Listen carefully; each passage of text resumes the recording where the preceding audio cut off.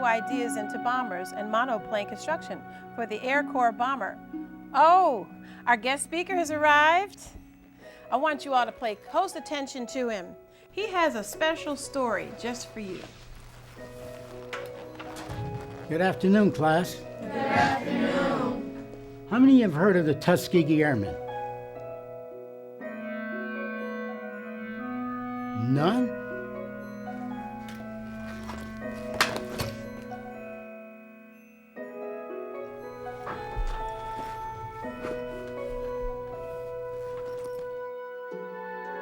This is what we're going to talk about this afternoon.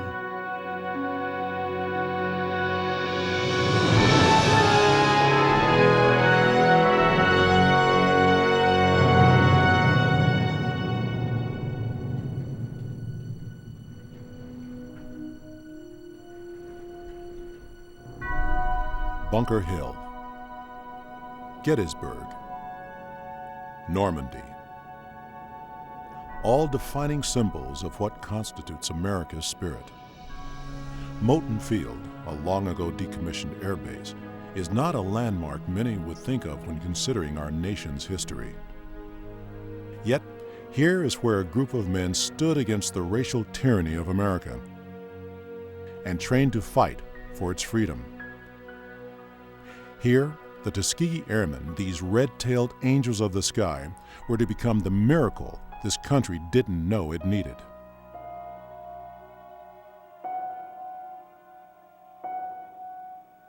Black men are cowards, a subspecies of the human race. The authors of these words? Our own armed services. These conclusions are the product of a study from 1925 entitled The Use of Negro Manpower in War. And that report indicated that blacks were not competent to be officers. And there was some question about the fighting capacity of blacks. It is an unforgiving example of our country's not-so-distant past that saw us as a divided nation. At the time, most institutions were segregated, including the armed forces. In spite of the desire of African Americans to fly, it was surmised that they were ill-equipped to do so, especially in combat.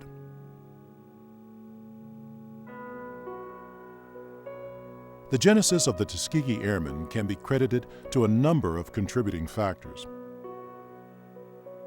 Perhaps the world finally relented to the pressures of the black community's leadership. Perhaps it was a test just to prove black men were incapable of succeeding as fighter pilots. It also may have been a political gimmick.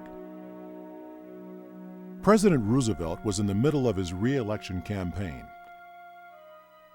Needing the African American vote, the president in 1940 ordered the Army Air Corps to begin training black flyers. In July 1941, the first class of African American cadets began pilot training at Moulton Field in Tuskegee, Alabama. Even with this success, the racism of the time was against them. Many whites still doubted the flying abilities of African Americans. Enter into the fight, the First Lady. Eleanor Roosevelt, the wife of the president, she knew that there was a huge injustice being done to black Americans. And she found her way down here to Alabama, to Moulton Field. That one picture of Eleanor Roosevelt, taken while she was in one of the trainer planes with Chief Anderson, who was the chief pilot instructor. That one picture, I think, did as much, if not more, than any single other thing to show Americans just how foolish all this was. She's not scared of flying with these so-called incompetent, inferior beings. That picture flashed around the world, and it contributed immensely to the success of the Tuskegee Airmen. For many of the new cadets, this adventure represented their first trip into the Deep South. It was pretty tough because we were aware of the type of discrimination and so on, and certainly faced it on that train ride down when we crossed the Mason-Dixon line and had to change locations on the train because blacks had to be up behind the engine, not anywhere else. Out of the first class of 13 cadets, 5 successfully completed the training, including Captain Benjamin O. Davis, Jr., who was to be the unit's commander. After suffering through 4 long, difficult years at the all-white West Point, Davis graduated at the top of his class. Longing for a chance to fly, Davis found it at Tuskegee. Well, you know, he was just going through West Point. It took quite a special person to be able to stand what he had to take, and he did it, and that was part of his character. And so many of us respected him for that. Some of us, you might say, put him on a pedestal, and I guess deservedly so. Once in training, times were not easy for the new pilot recruits. But on base, we were absolutely segregated. We had a separate barracks, we had our orderly room, we had a separate mess hall, and we took our training separately. So the base was fully segregated. So that was the Army at that time. But you knew that the elimination rate was quite high. Our elimination rate was like 65%. And you knew that any wrong move or any deficiency would get you thrown out. So you're always on your P's and Q's, and you're always tense. And that's of course is not comfortable. The airmen trained and trained. Even after 4 fighter squadrons had been formed at Tuskegee, the War Department delayed their deployment. Morale sank as the airmen were anxious to prove themselves in combat. Finally, in 1943, the Tuskegee Airmen entered the war. Benjamin Davis and his highly trained squadron were deployed to Africa to begin operations against the Axis powers. Each man entered the conflict with the same emotions and fears that all soldiers do going to war. The airmen from Tuskegee, however, carried with them the hopes of all African Americans, for even if they knew it or not, the world was watching. Black people in this community and around this country, they looked at the airmen and there was just so much pride.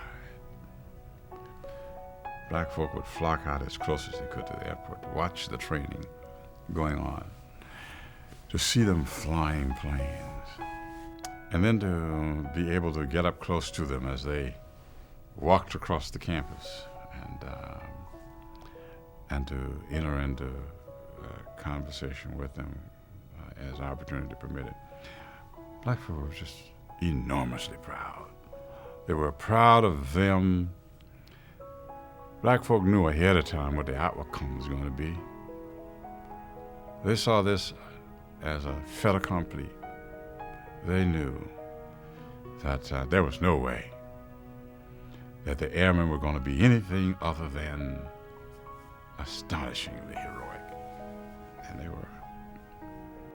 Flying older P-40s, the airmen were assigned mostly ground targets, attacking convoys, trains, and some shipping. In spite of a good record, the airmen's desire to fight was still in question by white commanding officers. A new mission allowed the airmen to silence their critics. In Europe, Davis and his fighters were assigned to escort bombers to targets in Munich and back. 39 Tuskegee Airmen fought off over 100 German fighters. The result of the mission? 5 enemy planes shot down. But most importantly, no bombers were lost to enemy fighters. This feat was no accident. Davis was adamant in the airmen's approach to bomber escort. Ben Davis was a tough disciplinarian, and it was because of his requirements to follow the discipline that we established that record. The reason I attribute that to, and all of us will say this, I'm certain, he was Colonel, he'll always be Colonel to me, although he's Colonel Davis insisted that we do not go off chasing after kills. The eyes of America and the world are on you, and anyone who takes off for personal aggrandizement will be court-martialed. His instructions were simple. Never, ever leave the bombers. While pilots of other squadrons would at times break formation, pursuing targets to rack up victories, Davis forbid it. His reasoning was simple. Don't give anyone any reason to send the airmen home. It was soon after that the Tuskegee Airmen received a new airplane.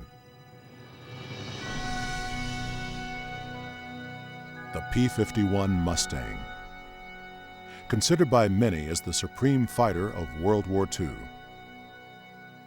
The introduction of the Mustang to the European theater helped turn the tide in the air war against the Axis powers. The Mustang became the signature aircraft of the Tuskegee Airmen. So I flew all my combat missions in the P-51C and the P-51D. And I can tell you that it was a plane that you'd fall in love with. Many squadrons in the war painted their tails with a distinctive marking for identification purposes. After obtaining their Mustangs, the airmen of Tuskegee painted their tails crimson red. Bomber crews they were protecting soon nicknamed them the Red-Tailed Angels. Even though racism and segregation still existed, the airmen's skills were respected. White bomber crews, some of whom would not bunk with the African-American pilots, began specifically requesting them as protective escorts. They were very well qualified. You see, in the military, if you're not in action, you're in training. The Tuskegee Airmen were in training a long time. The officers in the Tuskegee Airmen were not 90-day wonders like some of those white officers. You see, 3 months, you become a troop leader, a 90-day wonder. Well, how much do you learn in 90 days? Over against what you learn in months and months of preparation. The Tuskegee Airmen were good. It has been said the Tuskegee Airmen never lost a bomber to enemy fighters. Some contest this claim, saying they indeed lost a bomber or two.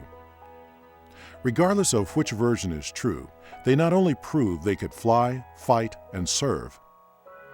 Their skills and bravery proved their membership among history's aviation elite.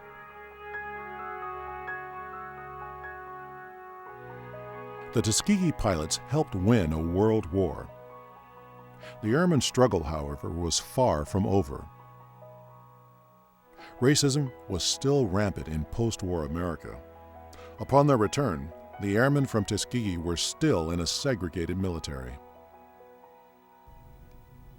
Black folk were not only viewed as inferior, but also as people incapable of being taught the arts of war, or indeed the arts of civilization in the minds of many. All of a sudden someone said, "Get up, move down the back." And I heard it. Then he tapped me on the shoulder and he said, "Did you hear what I said?" I looked up, and this is a scrawny little white guy with his girlfriend. He said, "I said, get up and move down the back of the bus." I laughed at him. I didn't know what the situation was in the back of the bus, but who the heck is he telling me to get up and move down the back of the bus? So When we came back after World War II, white expectation was that things would return to what they had been before we left, just as had happened after World War I. But I mean, it's sort of a dehumanizing experience. Here, you've come back from overseas, fighting for your country. You lost some of your buddies in the process. To encounter this, it's not right. But always, the price has got to be paid somehow, and we need to find ways to open America up more to face its past so that it can face its future more courageously. The men and women who went to war through Tuskegee were almost lost to history, forgotten to another time. Many history books don't even mention them. Well, we were only known as Tuskegee Airmen since early 70s, say. But the reason we formed was before that time, many people said no blacks flew in World War II. There are, however, people out there determined to teach history, determined to give a group their due, determined to tell the airmen's story. One group has decided to tell this story using an iconic symbol of World War II. The symbol came in the form of a P-51 Mustang, the frontline fighter of World War II. After the war, this particular Mustang was sold as surplus to Montana State University for $1. The aircraft was then towed to a resting place on the front lawn of the university's engineering building. It sat there for the next 20 years. David Swingle was an area resident of Bozeman and an admirer of the Mustang. As I grew up with the plane was kind of ignored by everybody, but this campus has no tradition of vandalism. So the plane is left alone. And periodically somebody would slap a coat of silver paint on it, but they'd usually leave the markings. They're decent enough not to paint over everything, including the star and the number on the tail.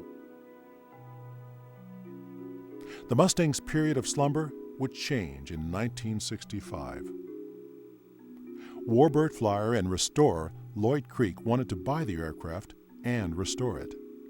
We heard about the C model at the Bozeman College, and that they wanted to get rid of it, and they want to make the area into a parking lot, and they wanted to get rid of the Mustang, and they was taking bids.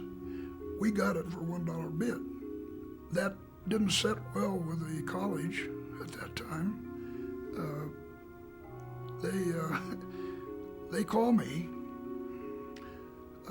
a few days later and said, you get the airplane out here in 24 hours or else you don't get it. David Swingle one day noticed an increased interest in the Mustang. And I noticed a lot of activity around the plane. And the cover, the sheet metal had been taken off the canopy, so I wanted to look inside it. The next day when I came back, there was this sound of metal saws. I went out and I rented a skill saw from a local rental with a ceramic blade that you cut floor tile. And they sawed off the wings just outboard of each of the landing gear. They put a pipe between the landing gear to keep them from collapsing. I lifted up the tail and chained it up to the pickup, and we towed it to Billers. But I hated to cut the wings off, but I had to. Had I not have cut them off, it would have been sold to a salvage company, In Billings, Lloyd welded the wings back on with hopes of putting the aircraft on display. We wanted to put it on a static display in a climbing altitude, just as you come up the airport hill of the airport. Due to some safety issues and local politics, the Mustang project languished.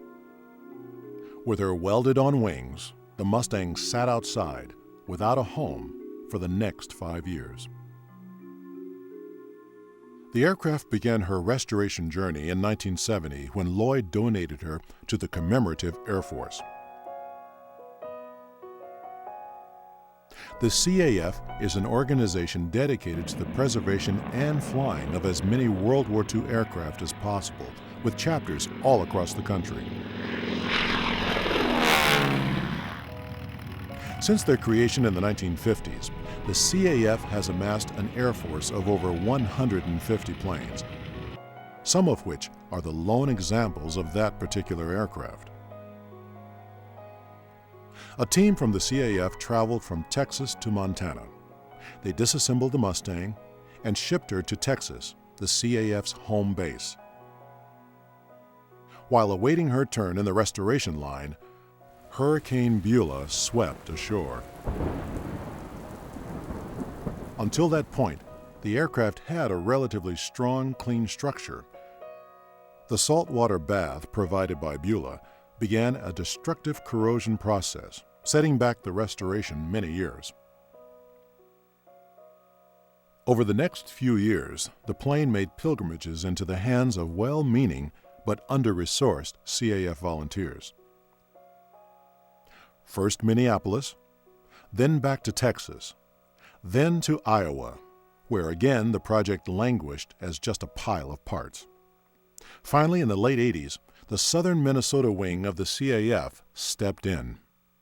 The Minnesota wing had been involved in a 12-year restoration of Miss Mitchell, which was the first really ground-up restoration of a B-25.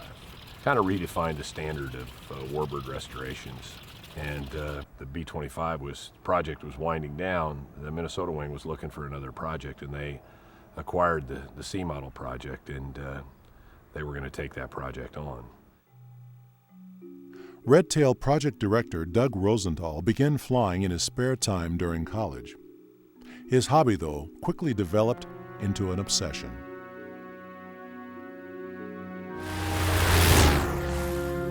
It's something that I feel very passionately about and commit a lot of time to, but it's the rewards are just enormous for me. As is usually the case, Doug's involvement with warbirds stemmed from being at the right place at the right time. I went up there and they were in the process of restoring this beautiful B-25 Miss Mitchell. And I walked in the door and met some of the folks, and they realized I was a DC-3 co-pilot and a Beech 18 pilot. And, you know, they just welcomed me with open arms. They needed somebody that had round engine and experience, and I got involved in the Minnesota wing of the CAF. And one thing led to another, and it's just been a great ride. I've had some incredible experiences being able to fly these old airplanes.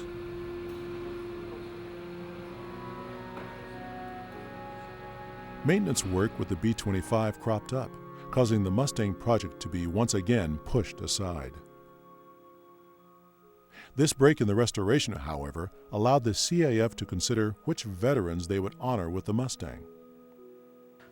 We knew it was going to be a very rare example for an aircraft, and by virtue thereof, it was important for us to seek out an appropriate history to carry forward with the aircraft as we restored it.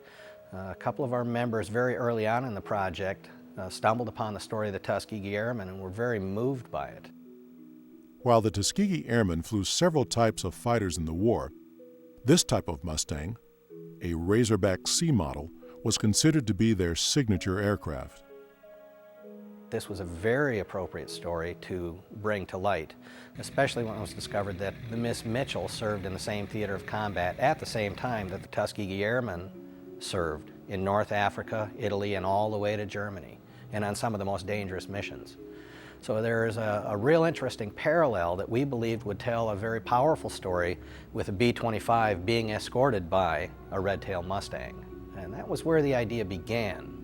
And what's happened since then has really been amazing. With the Tuskegee Airmen now as a focus, restoration of the Mustang continued, but still at a slow pace. The project, though, was about to get a new leader. A retired naval aviator and businessman, Don Hines was a fixture at the CAF Minnesota Airport. Aviation was always a priority for him and his family. Two of Don's boys followed their father into the military and inherited his love of aviation. We just flew all the time.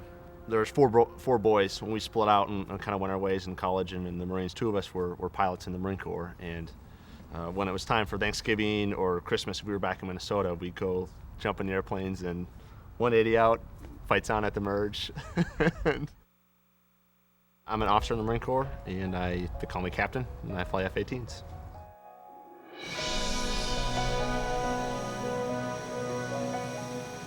One of the first things I remember seeing on TV was Dad had some 8mm footage of the carrier deck launching airplanes off the pointy end. And from that day, I wanted to be a pilot.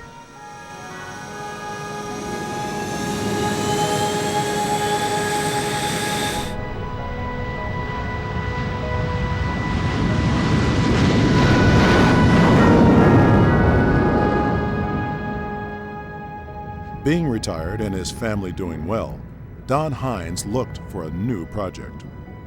It was 1992 when he went down to Texas. While he was down there, one of his friends, an old Navy friend from the squadron, flew a T-6.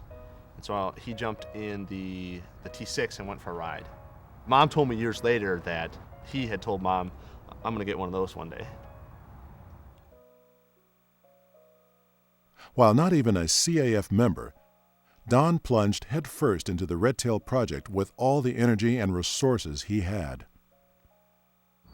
He heard about the Mustang, and I think what really spurred him towards the Red Tail project was when the decision was made to model it after the Tuskegee Airmen, and that there was going to be an education process, there was going to be a story that was going to be told with this airplane. It wasn't just a bunch of old guys flying airplanes because it's cool. It was the ability for this airplane to tell a story. Don's enthusiasm and his leadership ability was incredibly infectious. And when I saw Don was getting involved, I knew that was something I wanted to be a part of. So, I started putting some energy and time and focus into the Red Tail project. And in short order, we had to fly an airplane. A full rebuild of the wings was in order, largely due to their being sawed off back in Montana. This, along with many other technical challenges, proved to be too much for the small volunteer organization. So Don figured out early on that we were going to have to contract out for the restoration of the Mustang, and the logical place to do that was here in North Dakota.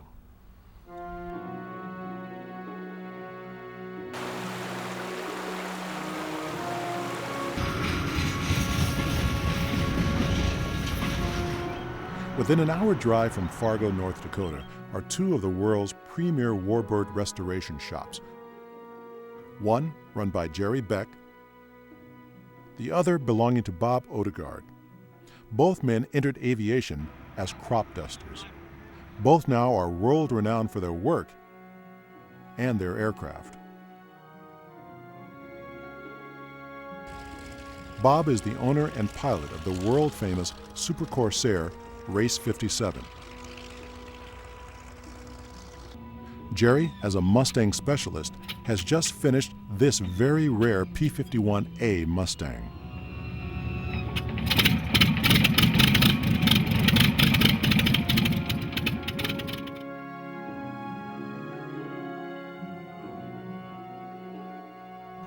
They worked together as a team.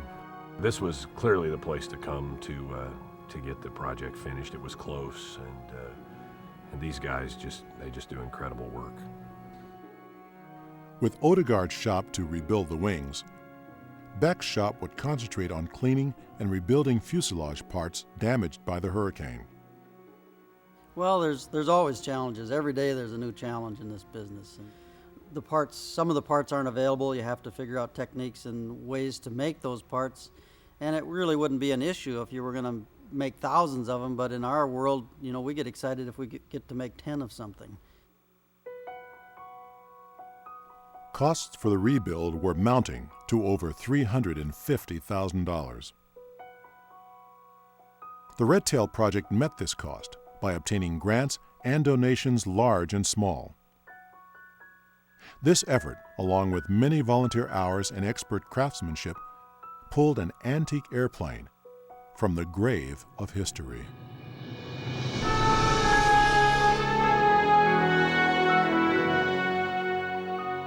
The aircraft first flew in 2001 in North Dakota. It was a wonderful day. We actually gained a new CAF member that day. I believe Mr. Odegaard joined specifically for that purpose.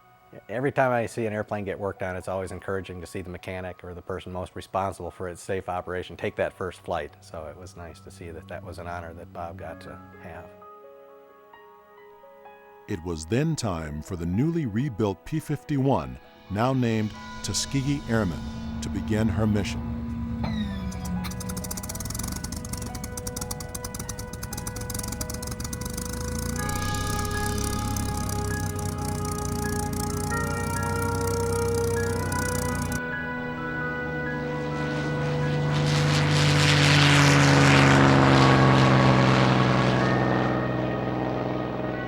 Flying at air shows nationwide, Tuskegee Airmen became one of the most visible and most photographed planes in the country.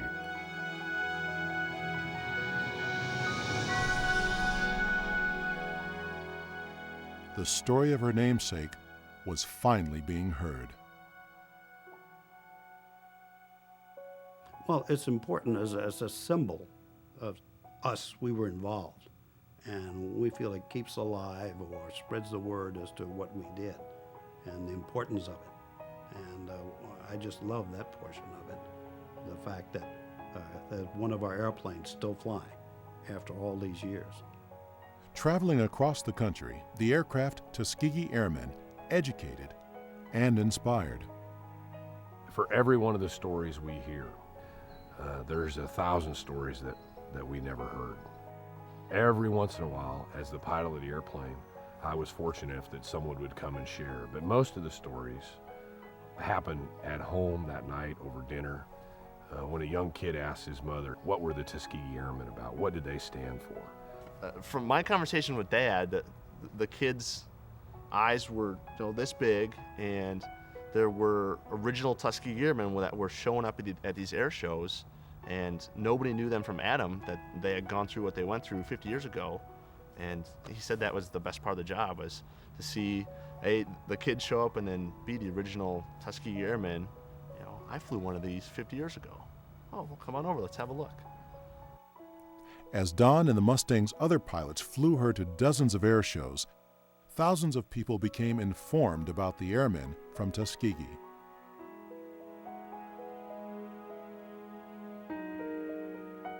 As project leader, Don Hines was made an honorary Tuskegee Airman.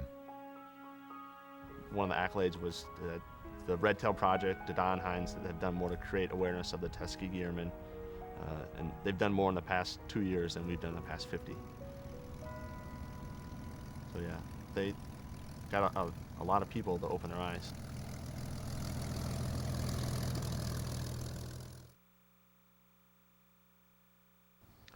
Anybody that flies old airplanes has to come to a realization there's risk associated with what we do.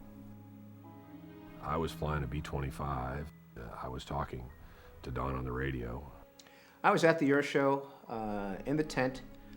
Don Hines had instructed me to watch his flight for a debrief, and he wanted me to tell him what I thought about his display. When he said that his engine was going away.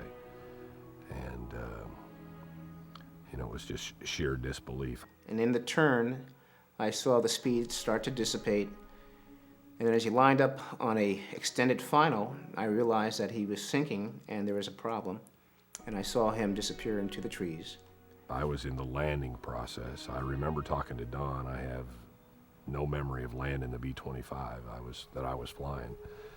I do remember rolling out on the runway. I told him if he needed the runway, I'd go on the grass, but he was on the ground by then.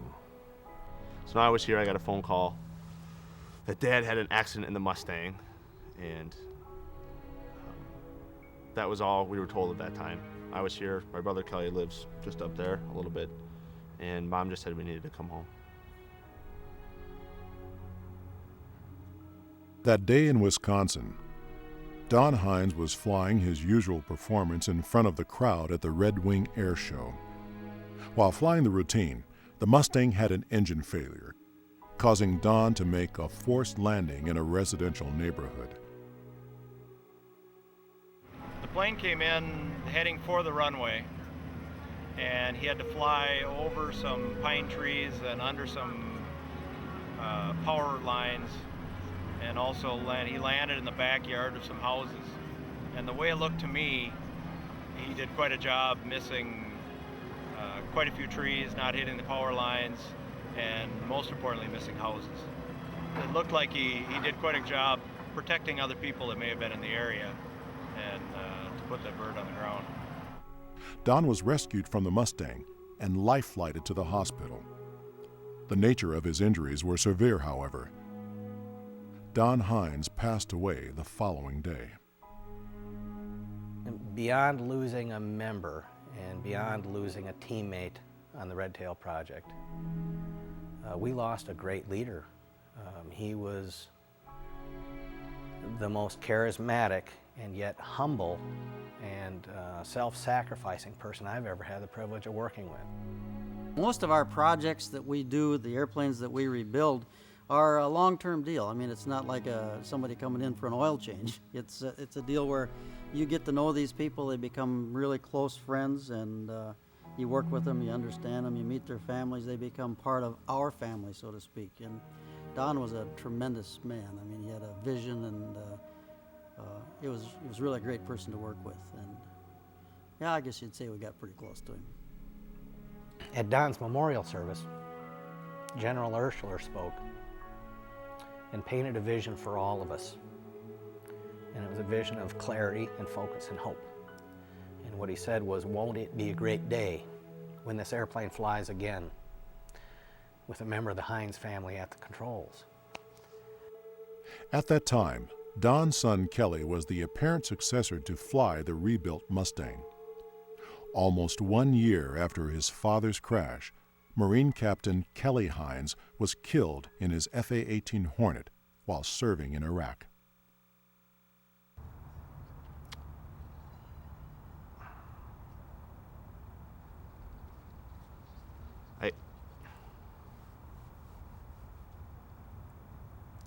I think it's the principle involved of living a certain way. If you want to take risks in life, then you have to wake up every day and proceed with what you perceive to be living. And for me, that's involves flying. So after Dad died, there was and then Kelly, there was just talk of no more flying. My fear is that it's a slippery slope. If you say, okay, I'm not going to fly today, I'm going to quit flying because there's risk involved, then what else are you not going to do? I love flying. It's taken a lot from us, but it's us as a family, but it's also given us so much in terms of memories and just a way of growing up. Yeah. Had the accident occurred 10 flight minutes previous, I'd have been flying the airplane. I flew the airplane the night before, and then that morning Don got up, and just shortly after takeoff the accident occurred. If the tables were turned, which they very easily could have been, there's no question in my mind about what I would have wanted to have happen. The airplane needs to fly. These airplanes are an incredibly persuasive and effective tool to inspire young people. Not all young people. I mean, there are kids out there that basketball is the thing that does it for them. There are others out there that race cars do it for them. But I know personally it was airplanes that did it for me.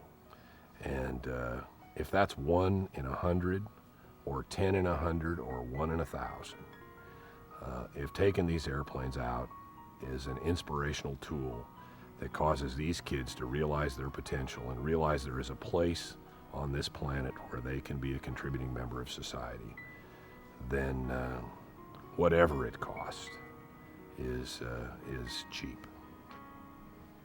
Don died doing what he believed in, and that was his passion, and we would fail Don if we allowed the airplane to not fly again. Well, I know Dad would have wanted it that way, and as a family, we'd like to see it fly again. Absolutely.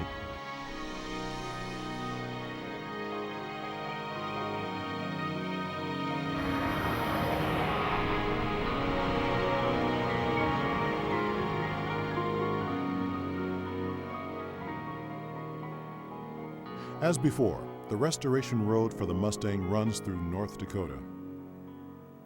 That was really a pretty easy decision. The airplane was built here the first time.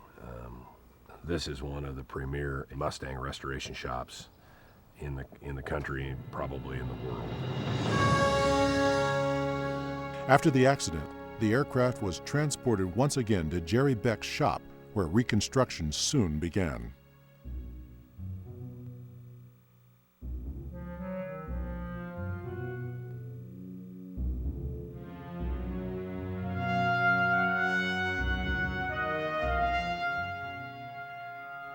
mean, we're poised to do another one. And we've already started on a lot of the components and pieces. The rebuilding of the Mustang may prove easier this time around as they apply lessons and tools forged from the first restoration. When we were doing the restoration on the C model Mustang, we thought it prudent at that point to at least duplicate the tooling that we would need if we ever came across a project similar to that again. We have a group of about 5, 6 volunteers that come up on a semi-regular basis and help out. And then been a great bunch of guys. You know, they didn't get a whole lot of hands-on experience with the Mustang when it was down in St. Paul, so now they're getting a chance to really get to know the detail of the airplane. I'm a machinist by trade and have been a mechanic all my life on this kind of stuff, and race cars, that sort of thing. So it all sort of pulls together that, you know, we've got skills in other areas of our lives that really work together very well to work with Mark and Jerry, and they can just point and shoot, you know, you guys, you know, do this, do this, do this, and they've got confidence in us that we can get it done.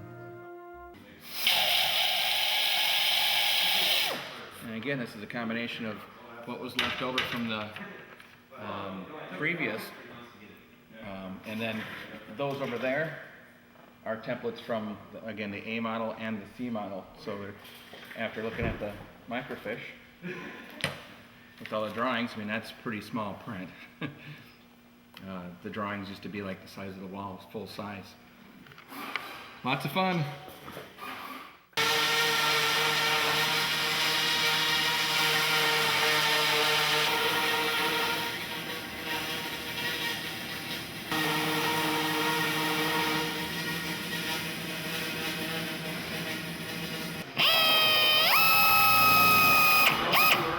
I think a lot of it was Don to begin with, then learning about the Tuskegees and what they did, and knowing Don and what his drive was in this. That's kind of why I got involved with it. And it was pretty tough coming home after that weekend and dealing with that. And I've always been in the planes for one reason or another. And my wife said, you know, well, maybe this is that dream you've been trying to find. So she's put up with me coming up here for 2 years, once a month for a weekend, and never complains. And so it's pretty good. Can't complain about it. It was determined that the accident was caused by a nut coming loose near the engine, allowing the camshaft to begin wearing away the gears that connect to the cylinders. After enough was worn away, the engine lost power. Not too long prior to that point, I think it was less than 30 hours or nearly 30 hours before that, we had the airplane here to do the inspection on it. And we had done the inspection and checked all of the filters and all of the screens, and there was no presence of any metal or anything in the oil system, in the oil filters, that would give you a hint that there was something going wrong with the engine. Yet, after the accident, when we took the engine apart and checked those filters and screens, they were completely packed with metal. So the engine was failing. Sometime beyond that 30-hour period, it started to fail. I don't know if it was 20 minutes before or an hour before or 5 hours before. It was failing, and nobody had any way of knowing until the day that the engine quit. Having learned the cause, Jerry Beck has provided a remedy for this and all other Mustangs. It's not a new idea, it's a new adaptation of an existing idea, but we built a filter that filters the oil as it leaves the engine. And it's not really meant to be a filter, it's meant to be an early warning device. And if that filter starts to clog with contamination, whether it be metal or whatever, the oil will then have to bypass that filter screen. It will then illuminate a light on the instrument panel that says your oil system has gone into a bypass condition. It's time to check. So we build that and supply that for the Mustangs now that use the Rolls-Royce engine. And we have named it the Heinz filter after Don Heinz. And I'm confident had Don had that on the airplane, he'd still be with us here today.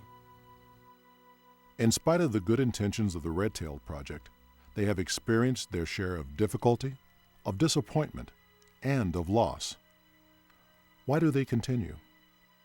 Amidst the biggest odds against them in the world, the Tuskegee Airmen were able to prove to the world that they could do something. They could fly airplanes. They could work on airplanes. And that is a story that needs to be told to inspire younger generations. My feeling about the Red Tail project is that it's a very, very valuable and essential program. When you get around young people, nothing greater than, you can show them a picture of a P-51, but to be able to go out there and walk around one, look at its painting, if you will, kick the tires, there's still an importance is understanding and knowing history, and that's what that represents, but at the same time to tie an educational to it that challenges the youngsters to prepare themselves for their future and the future of the country is just pretty hard to beat. I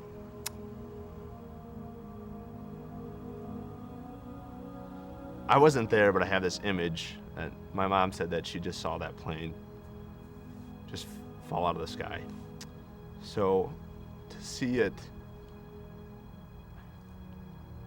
take off again, it'll be Dad's legacy to be flying again. We'll do anything we can to get that airplane back in the air. And I think that's the way that the people that work with us here, Mark and Scott and all of the guys, they're willing to do what it takes to make it happen again.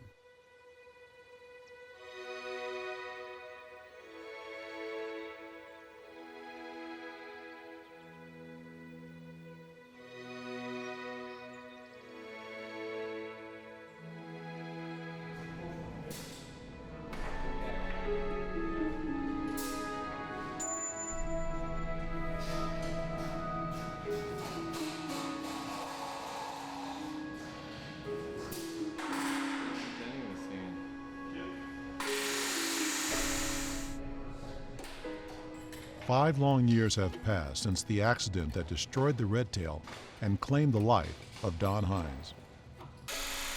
Once again, the Mustang is prepped for flight by the restorers of Tri-State. Don had the idea and the funding behind it, and it was Jerry's shop, and it's like, okay, we have this airplane to build, let's build it. Finished components, painted parts, and refurbished systems are now finally coming together.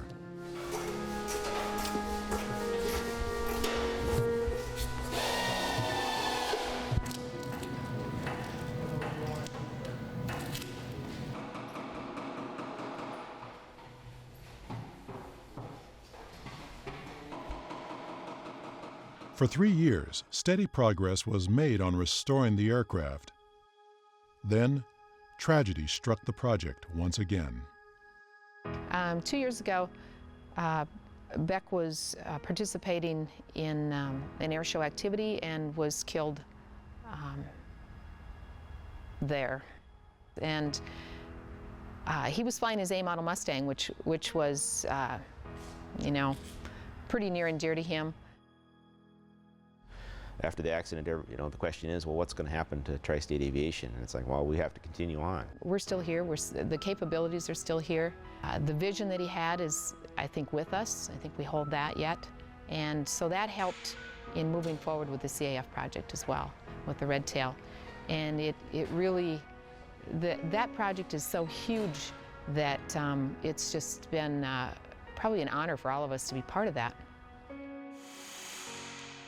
Tri-State pressed on to complete the Mustang, along with the help of Red Tail Project volunteers. Yeah, I've got a pretty good crew. We don't really have an exact count. There's 5 or 6 guys that are kind of my key guys, kind of the main guys that have come up here on a regular basis, and been a great help with the project. The thing that I like about it the most, though, too, it's kind of a learning experience. These are the guys that are going to help maintain the airplane once it's flying, and to get the experience of working with the airplane and being all the way down to the minute detail of it to understand how the systems work is I think, going to be a great value to the wing down there to have those people. As the first flight date nears, the focus and work intensifies. It's hard to focus on a project and to get it to the finish, and the excitement builds and everybody wants to see it fly, and you know, we get a lot of people come in to want to see how the project's coming. They want to be here to see it fly. Jerry's thought was always, well, we're going to sneak it out the back door and we're going to fly it once, and then we're going to call them up and say, okay, we're ready to fly. Well, we didn't get that luxury this time, and it gets a little tense when you're trying to finish the last details, and there's things you know you have to concentrate on and do it just right. And when you have a whole bunch of people standing over you, looking at you, questioning whether you're going to be able to do it right or not, it kind of wears on a person, and tempers get a little short. But among the crowd of visitors, a guest with a special connection to the project has arrived. I was amazed to see Ben Hines. I'd heard that he was coming, and when he walked into the shop, I was just elated to see him. Ben Hines has come to see his father's dream once again take flight. To me, that was huge. It made, for myself personally, it made it more of a, you know, somewhat of a true mission accomplished. After a long restoration road, it is finally time to do some flying.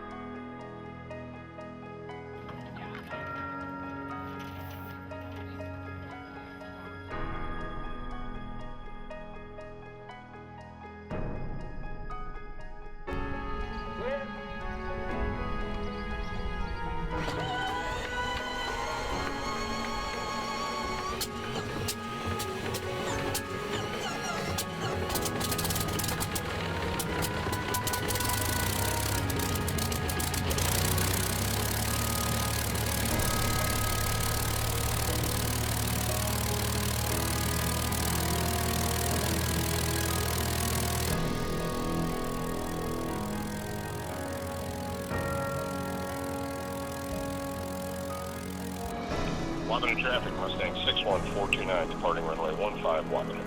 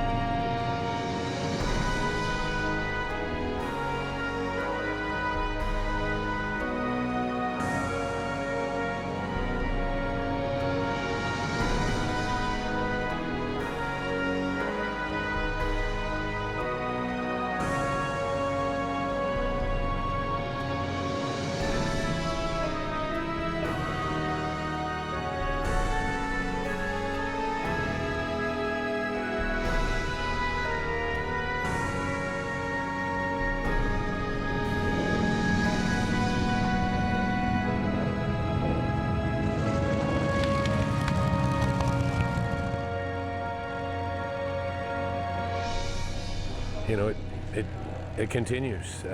This airplane is nicer than it was last time. That's an incredible testament to Tri-State, to Beck, to Cindy, to all the people that Beck chose to be part of his team here.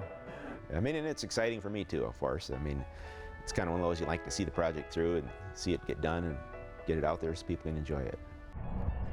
It was pretty spontaneously amazing and exhilarating, and those that have experienced a child coming into the world, I'm sure that you could equate it to that. And it was absolutely beautiful. It's bittersweet in a way. The plane took on it's a story larger than itself. The story of the Tuskegee Airmen, the story that the project wants to tell, it's almost expanded beyond the airplane. And that's one of the reasons why I'm here today, was to be a part of that and to let the project know that we as a family are still supporting the story that they want to tell. If that airplane was restored like it is and put in a museum somewhere, the number of people that would get to see it would be really small. And when you actually get to see it fly, then everybody, wow, that's cool, you know, that's exciting.